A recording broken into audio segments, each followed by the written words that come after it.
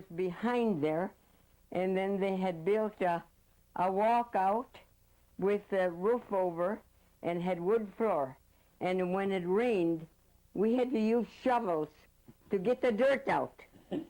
All those kids in the construction track. And poor Marilyn, you know, she tried and tried to tell them to clean their shoes, but there was no step outside. It was just one little step, and then they went to the hall. And it was a long one because they went into the old gym, you know, through that little hall they had. Then they went to the table to eat. And the music room was out there in the 2nd grade and 3rd grade, because I was in 2nd grade out there. So you remember? Well, you were in there then where the guys were dragging the mud in. Yeah, I was one of them. Shame on you. Yep, I was one of them dragging the mud in. And now, Larson was my 2nd grade teacher. oh yeah. Now Edgren, he was in that building. Okay. See, and where Mrs. Joe was. Oh. And in that house, right across. Steve Faber's house. Yeah. Yep. That was Edgren. And then we had. Well, you know. And I forgot, Cleveland was the superintendent too. Yeah. Cleveland, I'll never forget him. One time. He was the last one they had, wasn't he? Yeah, I think so. Yeah. I'll never forget him. He was in the office, you know, and I went in there. I was going to get the waste paper basket, and he had his shoes on the desk, and they were about that long. He was a big man. Yeah. Yeah. Where were you born, Mabel? Huh? Where were you born? You were born in Minnesota or in Iowa or Yeah. where? Minnesota. Minnesota? Mhm. And then when you went to school, where did you go? We went to Homedale first, and we all walked to school, and Clifford and Orville, they were the youngest, and my brothers, Right. and 4-buckle overshoes in the wintertime, so a lot of fun. Then we walked the railroad track, parked, Oh. and then off. Then it was about a half a mile then to the schoolhouse. Was that where all the Erdals went, that same school? No, they went to and there, you know, but it's so far. Well, then somebody squealed and said we had to go, so then we switched over there. Oh, I see. And you had sisters and any sisters? We were 12 in the family, and there's 2 girls living. You were telling the other day when I was out here about... Clifford was here at the time. Yeah. Right. Could you tell me a little bit about Orville and what in World War II, where he was stationed? He was in Alaska. Lucian's Island. On the Lucians, and the supply ship came down, well, I don't know, they damaged it anyway, and it all went. It sank, the Yeah, supply and ship. yeah, they couldn't get anything. And they, you know, I don't know what you call them. Those birds, they got black, and then the white underneath is that Penguin? penguins, and they tried to eat them, you know, clean them and eat them. And there's so many of them that got sick that they wouldn't let them eat them anymore. They were... What was it? I think it was 97 pounds, I think, when he came back, and he was about 195 when he went in. Wow. That was really a tough place to be stationed. Awful tough on the folks, and they weren't well, either one of them either, so. And he didn't, he only lived a few months, didn't he, after he returned? Yeah, it wasn't a year. Yeah. And So- I was wondering, when you married Melvin, was he already the janitor at the school at that time? He was helping his dad. Oh, okay. Well, and then his dad came down with cancer, so then he just took over. Oh, that's how that happened. How long was his dad the janitor? Oh, that was quite a few years, too. Yeah, I don't know just how long. I don't either. But the first one that was janitor when I started school was old Benson? Benson. Yeah. I'd forgotten that. And I think Melvin must have started about in 29 or Yeah, it was 1929 when Melvin started. 29. Yeah. I forgot to tell you that the other day. I thought it was about that. Of course, a lot of times we'd sit and figure out how many years we'd been there. And you were there for like 40 years, right? Yeah. But you didn't, did you help all 40, or did you? Well, I didn't start the first year, you know, see. unless something later years, so you just couldn't handle it. But, you know, when those small schoolhouses were, then it was work, I tell you. Oh, I can imagine. That must have been the most difficult. Well, time. and the bathrooms, you know, no bathrooms. Yeah. They were outside and you had to shovel snow. Wow. And Mrs. Joe Larson wanted him to shovel the Pat wider. Yeah. Oh. We have a picture that we're going to put in. I know there were 3 boys. Well, Lindsay was manual training for the boys. You remember that, Odin? Well, anyway, they had that little room off the furnace room. You know, I was thinking about that the other night. I know it was there. And I know Clarence Olson was along. And there was 2 other kids, and I cannot remember. And they had snuck in there. And they didn't belong there. And Lindsay was looking for him, you know, up in the room. So he tiptoed down. And Melvin heard him coming, and he thought, boy, they're going to get it now.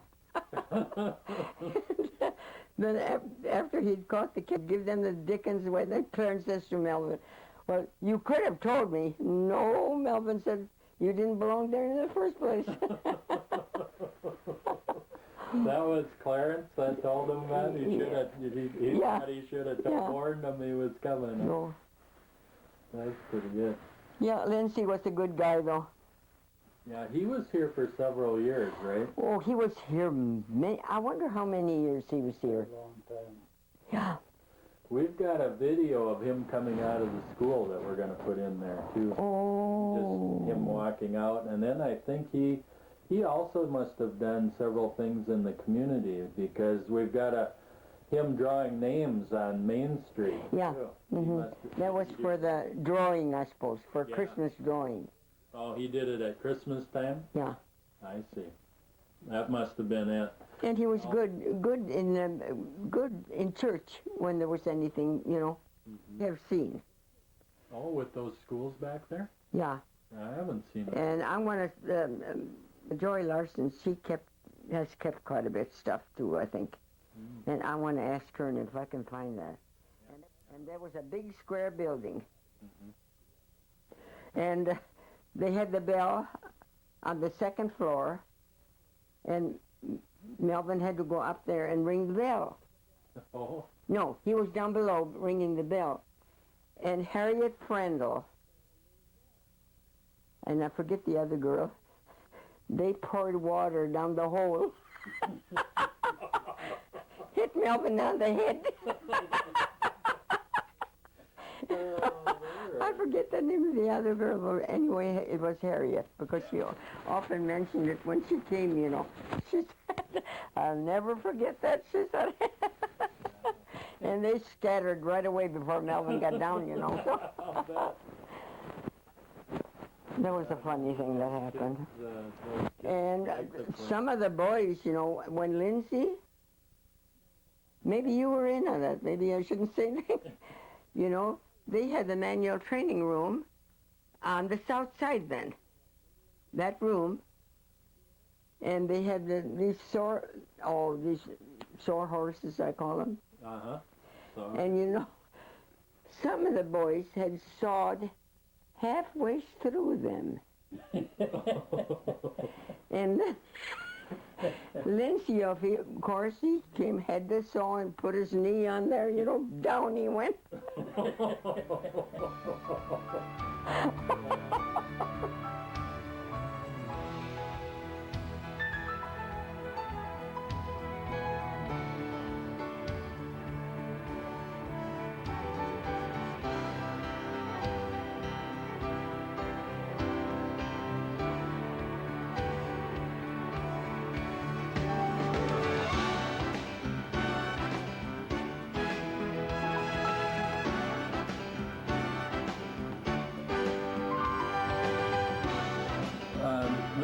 Carl Knudsen. Carl, where were you? Right, the first house east of mine, where I am now. My folks came from Illinois, and that house that the mailman's living in now, you know, where I lived, Yeah. that was tore down in Illinois and put on a flat car, shipped to Rake and put What up years there. did they have drawings?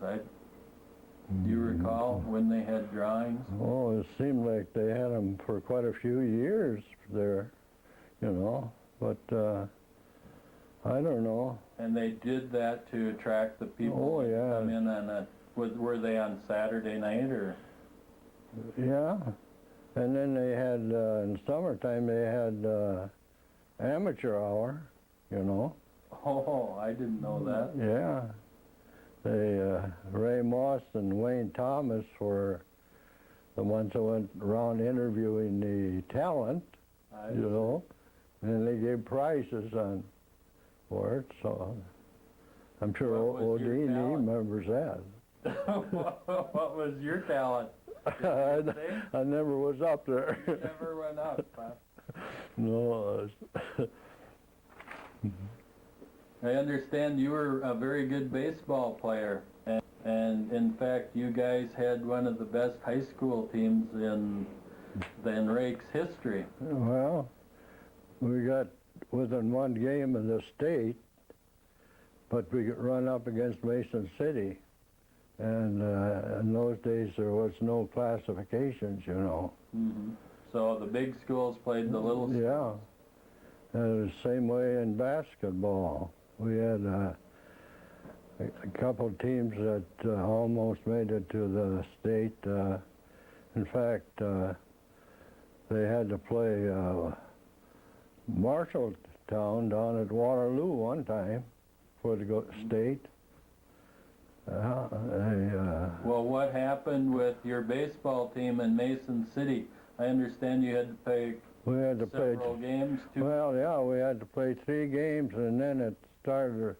Then we had supposed to play the finals on a Saturday, and it started to rain, and I tried to talk the coach into postponing it till Monday, you know. But Yeah. they decided to play, and we were short of pitchers, and you know. After playing 2 other games, Yeah. I would imagine. Yeah. Who were your pitchers? Tommy Sapa and Red Beaver were the main ones. I see. Did Yeah. you pitch? Well, I didn't start. I see. What position did you play? I played shortstop, Shortstop most of the Yeah. time, huh? and we had a good team. Who else was on the team? Well, Emil Colston was catcher, and Clemens Erdahl was first base, and I think Sidney was second. And I remember that they had another baseball team that almost made it to the state too. That's when Gerald and Omer and Lloyd Reagan them played. And that was a couple of years later. Yeah, I they see. just about made it. But like I say, I don't know if they had classifications then or not, but Probably not. no. And did you play baseball on the old diamond then, right kitty corner Yeah. from where you live? Yeah, That's with where a water tower is. Right, yeah. Yeah, that was a diamond that was built right by the railroad tracks, you know, running through there. Mm-hmm. So that was a kind of a hard play center field because you just about had to stand on the tracks. Had to stand on the other side of the train. Yeah. Yeah. Do you have favorite baseball stories you might like to share with us? Oh, well, every year we played up at Blewart Fair. L.B. Erdo was the on the fair committee, and he automatically got us in there. You know, who do you want to play? He'd say, you know. And we played a lot of traveling teams. We played at the time when the blacks could not get in the majors. Mm-hmm. And they'd have traveling teams come through and play. Mm-hmm. And of course they drew a big crowd. Yeah, and I imagine they were very good since Oh, they couldn't yeah. get into the major league. The most enjoyable time was when we played over at Hans Park for 2 years. The man that owned Hans Park, he was like baseball, and he wanted us to play over there during the summer. That's all we did is played baseball. Yeah. And they had some good basketball teams, you know. Did you play on the basketball teams too? No, the years I was in high school, we weren't too hot in basketball. Did you play in the Opera House? Yeah. The walls were out of bounds, and they had heat register in the floor. Yeah. A lot of Didn't bounce too well on and the there's heat about I suppose between the basket and the ceiling there's about 6 feet. You didn't put a lot of arch on your balls. Huh? No, they shoot line drives. Well, you didn't have far to go to get to the other basket. No showers, Yeah. you know. We'd have to run home and take a shower after the game. Yeah. Well, where did the fans sit? On the stage. There was a stage on the east side. So they were only behind one basket. And then there was see, it was an old theater at one time. Yeah. And they had balconies, you know. Oh, okay. And one end and the stage on the other. I see. So they could sit behind both baskets. Yeah.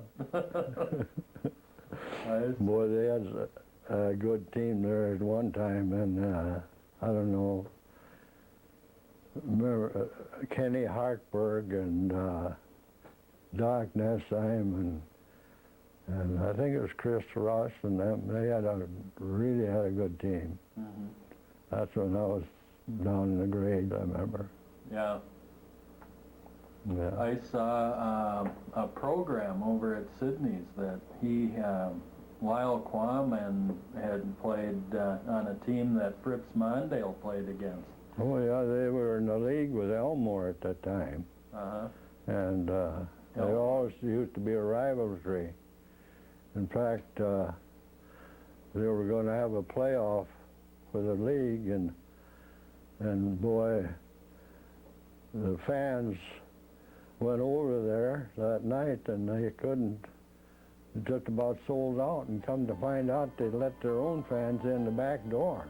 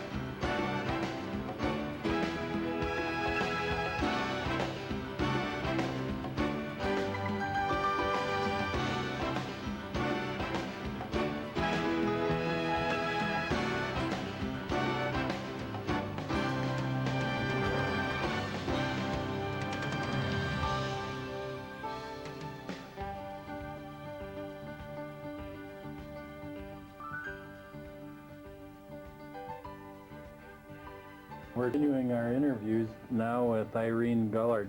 Irene's a librarian at the school in Rake. And Irene, I hear you're a member of a street gang here, 2nd Street, all born in 1910. Right. Yeah. Joy Larson is February, Margaret Sorensen is September, and I'm October. Oh, Second so you're Street. the youngest. I'm now. the youngest. That's pretty good. Yeah. Where were you born? Clifford, North Dakota, northwest of Fargo, Oh, way out there. and then when did you move here? Well, we came to Iowa. I was 10 years old, so that would have been in 1920, I suppose. Oh, do you have brothers and sisters? I've got a sister. I had a brother, but he's no longer with us. And we lived around Thompson for, several years. And then we moved a little farther north. Then we were by Coon Grove. Oh, That's out east there. yeah. And there we moved farther this way. Then we went to Bryceland a lot. So I said, I'm not a full-time Rake person. But you know a lot about Rake. Well, yes, but I And was your father lived in Rake, because I can remember we were just talking. He was the oldest man in Rake for many years. Doing that's not Norwegian. Oh, for goodness. I could There have is- brought my dad's family history. See, I had a second cousin that was into genealogy, Oh, and he went all out around and found out all about our ancestors. I see. And I think it was my dad's parents. They came in 17-something Oh, wow. and settled in Pennsylvania. Mm-hmm. And then my mother, her dad, that's my grandfather, he sneaked out of Germany. He sneaked out of Germany and went to Austria. Uh-huh. Then he finally got a boat and came over to the United States. And when they were on the way over, maybe you don't care to hear all. No, I want to hear this. When they were on the way over, cholera broke out on the boat. Oh, And my great-grandparents both died. And they were thrown overboard, wow. buried at sea. Yes. And he landed in New Orleans. And I think he was 17 years old. Wow. All by himself. Mm-hmm. Well, there were some relatives there. I see. And he couldn't speak anything but German, of course. So Mm-hmm.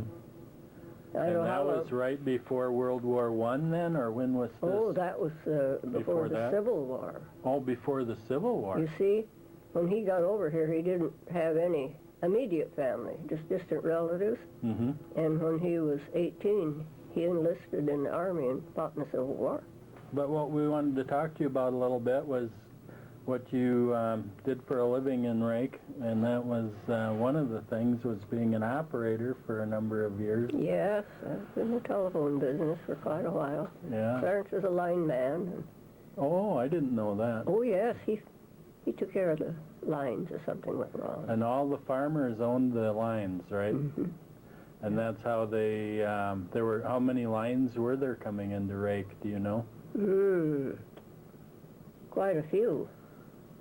And every person that was on the line, they had a different ring, isn't that right?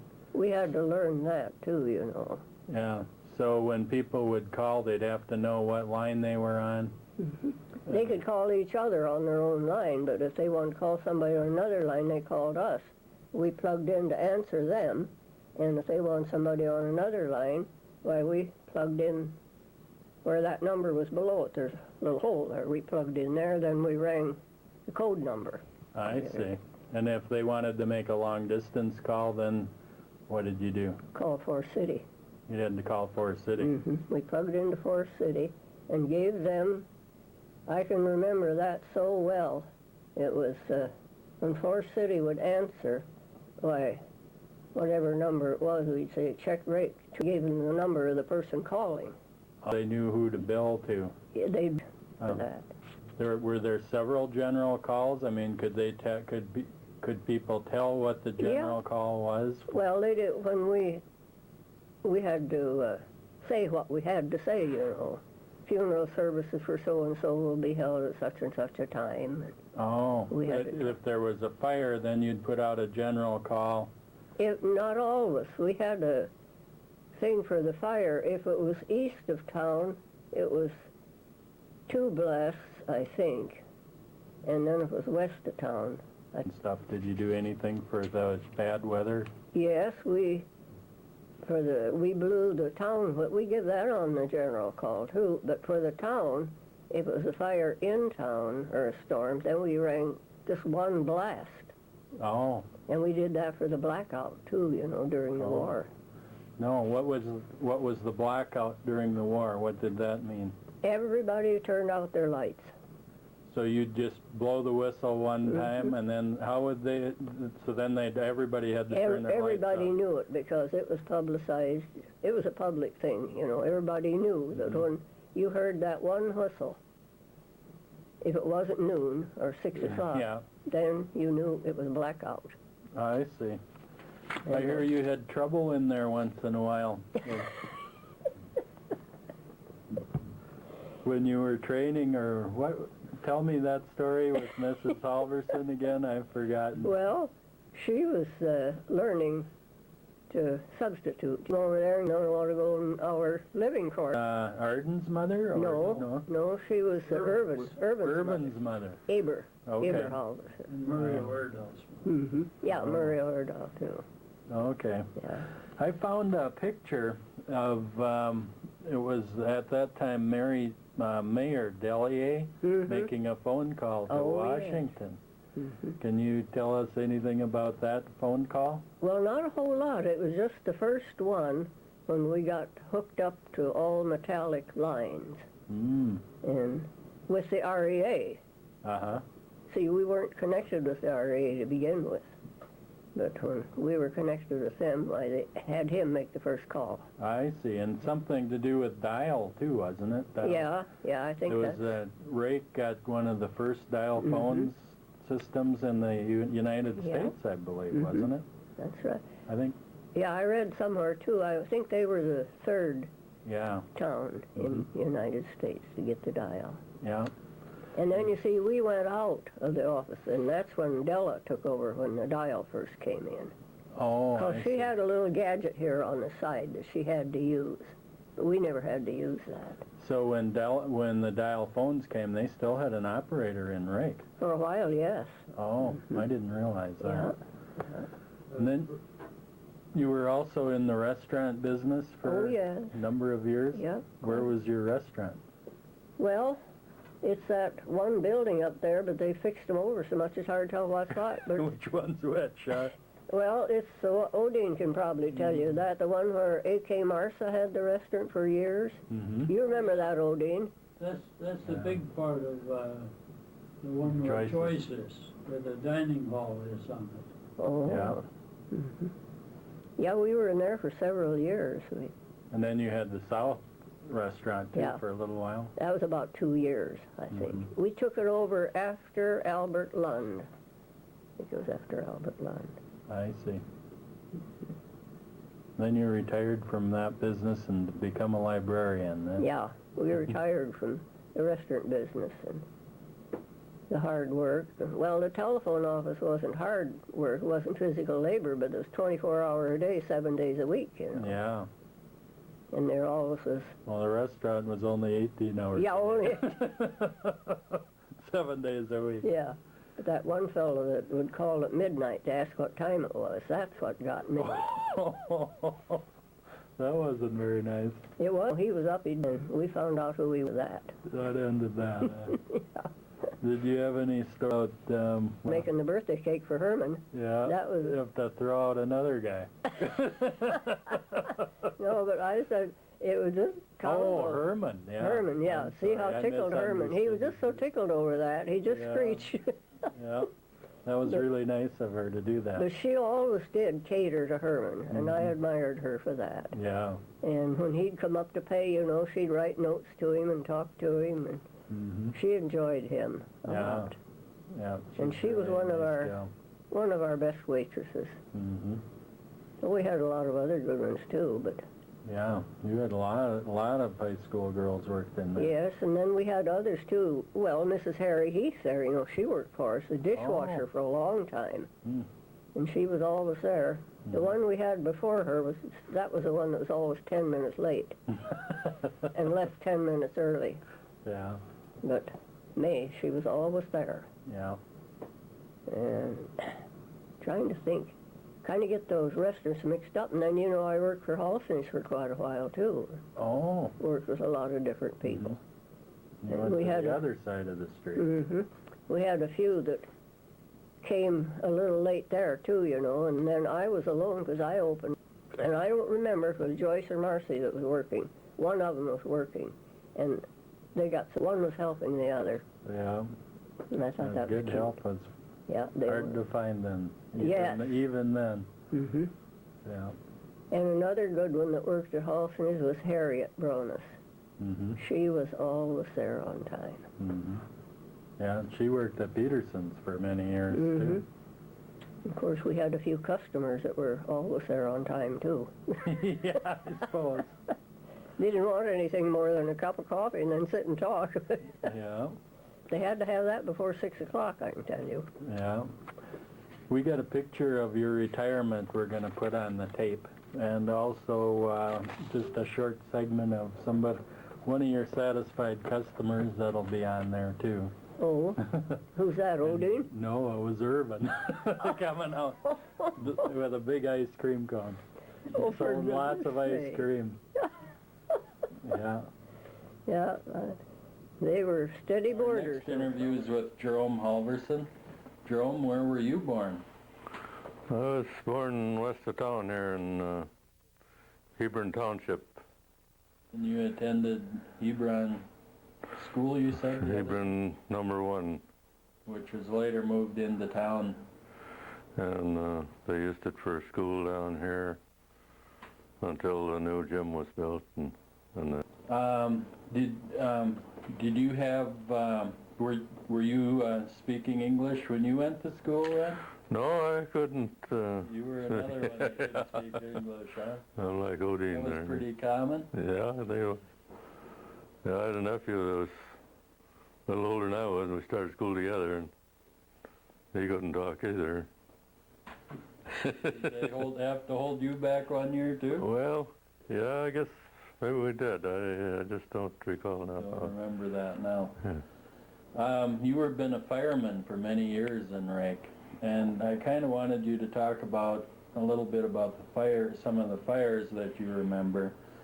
Probably one of the worst was when the fire destroyed Zion Church. Were you in town at that time? I was living in town. I wasn't on the fire department. I lived right next to the church then, and so I heard when the whistle blew that morning, and Engwell Jacobson come. I got out of the house, and he come. We went over and opened the door on the east side there, and the smoke just bellowed out of there, and then the fire department come, and We've got some video that we'll show of that also.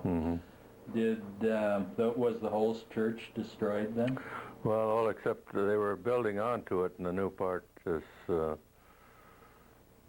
where George Brooks lives now. So that was saved and, Yeah, it was saved, yes. and moved across from the school. Mhm. Do you know what started it? I heard it was in wiring. That's all. I wasn't.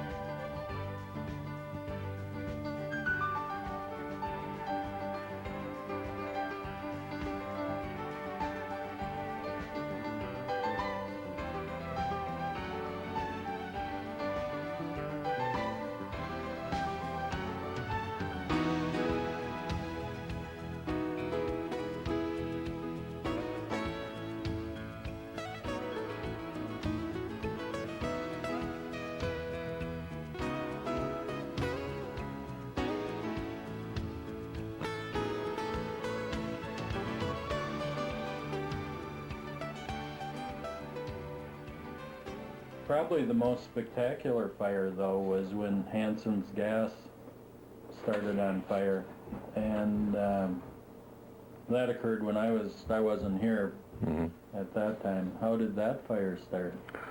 Well, the gas truck was in there unloading gas, and somewhere or another they didn't make a connection right or something. I don't have the whole detail on it, but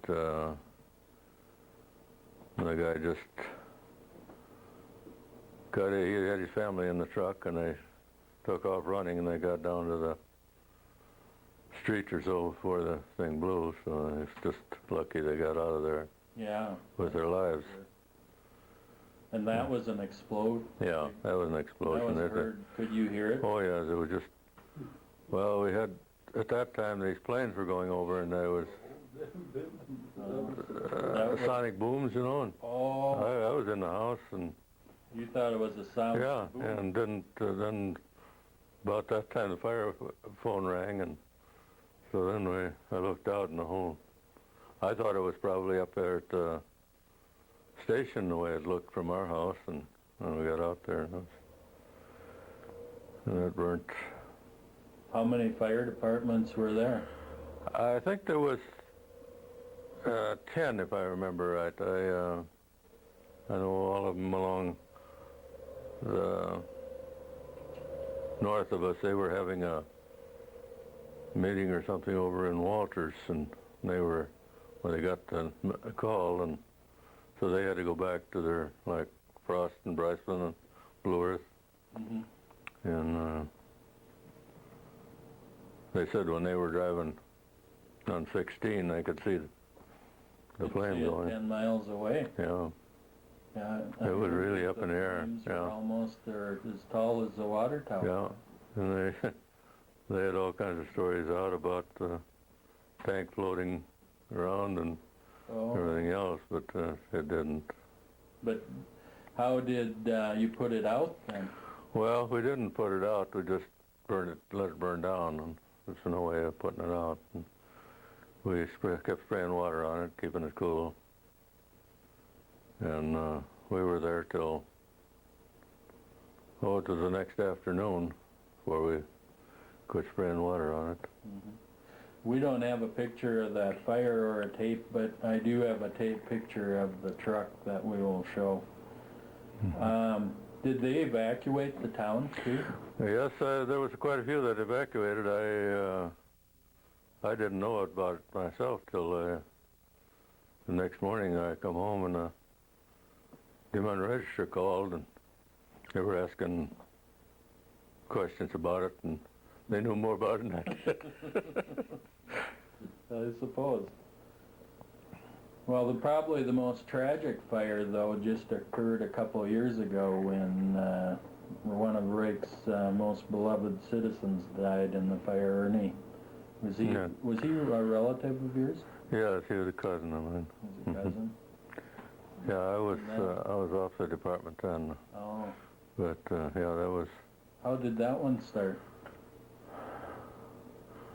Well, what was it again? There was something about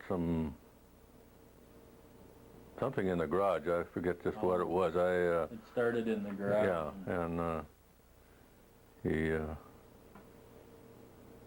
Yeah, that was a bad fire. Yeah. Probably the worst one in Rake's history. Yeah, we only had, as long as I was on there, and we lost one other. There was a child that was killed or burnt out here to Randall's. Ed Randall's grandson. And that was. Yeah, that would have been. That was a bad one. We emptied the. They didn't find the body till the next day. It was. Didn't even know that there was. What was the baby? Yeah, it wasn't. Well, I guess he was a few years old, but I guess she had. Can't remember that Randall's name now. Ed was the grandpa, but the other one. Anyway, she had taken lunch out. He was working out in the field. Harold, wasn't it? No. Harold, yeah. And then while she was out there, something started to fire in the house. So it was during the daytime? Yeah. And we shoveled everything out of the basement looking for the body, and I never found it. The next day they found it up in it didn't burn the whole house down, but it was back of some stuff they'd. Oh, that would be. So it was a bad deal. Yeah.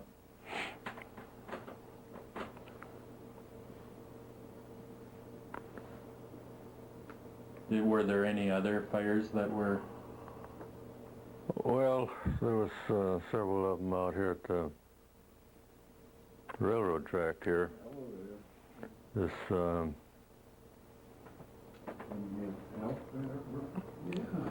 guy lived west of town, and I don't know, the kids they had baseball or something over in Thompson, and then he come home, and I waited for him in town, and the train was in town, and then they were going out, and he went out there by Huggins, and he hit the train and was killed. Oh. I wasn't out there myself. But I was lucky. Yeah. I was. That would have been a bad one. Yeah. Too. You had to go out and put the car out. Mm-hmm. I was born right here in this farm, a different house at that time. How did your family make a living? Well, the slaughtering was done out here, and then we had we sold milk too, so that was done here. Mm-hmm. We usually had about a dozen cows. And in fact, that. we've got one of your old milk bottles here that we'll show on the video. I've filled a lot of them with milk, and I washed a lot of them. I imagine. When they brought their eggs in for sale to the store, had a deal by eggs when they took chips, which they'd pay us cash for what we couldn't trade out. I see. Did you attend school in Rake? Yes. From, I don't know what year it was I started. We have a certificate from Mrs. Joe Larson that you had perfect attendance when you were in first grade. No kidding? Yeah, we'll show that on video later. My first teacher, though, was not Mrs. Joe Larson. Her name was Viola Weiss, and she later married a Murray from Buffalo Center. I think his first name was Frank. He was Secretary of Agriculture for the state of Iowa at one time. Mm.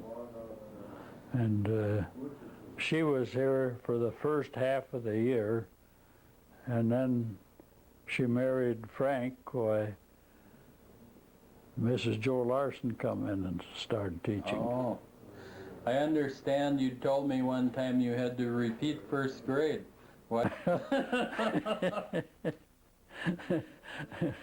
I wasn't very proficient in the English. Yeah. I couldn't talk anything but Norwegian when I started. When you first went to school. I see. Doc Russ was a big part of Rake history, and I'm sure Yes.